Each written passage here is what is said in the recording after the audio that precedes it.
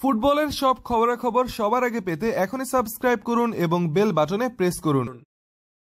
ফরাসি লিগ কাপের কোয়ার্টার ফাইনালে গুইংগাম্পের বিপক্ষে অপ্রত্যাশিত হারের পর ঘুরে দাঁড়াতে চায় পিএসজি। ঘুরে দাঁড়ানোর ম্যাচে এমিয়ান্সের মুখোমুখি হবে তারা। তবে লিগ ওয়ানের এই ম্যাচে দলের দুই তারকা ফরোয়ার্ড কিলিয়ান এমবাপ্পে ও নেইমার জুনিয়রকে বিশ্রাম দিতে পারেন বলে জানিয়েছেন পিএসজি কোচ থমাস টুকেল। বুধবার গুইংগাম্পের বিপক্ষে নেইমারের গোলে এগিয়ে যাওয়ার পর শেষের দিকে 2 গোল হজম করে ফরাসি লিগ কাপ থেকে বিদায় নিয়েছে প্রতিযোগিতাটির 5 বারের চ্যাম্পিয়নরা।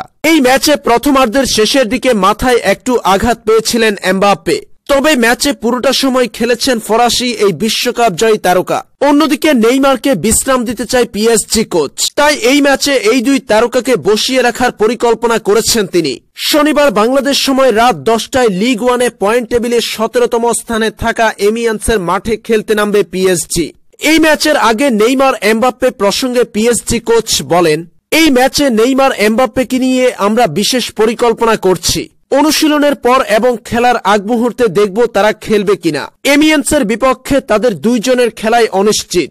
বিশ্রামে থাকবে আমাদের এই দুই তারকা। পিএসজি কোচের কথাই পরিষ্কার, এমিয়ান্সের বিপক্ষে দেখা যাবে না নেইমার এমবাপ্পেকে।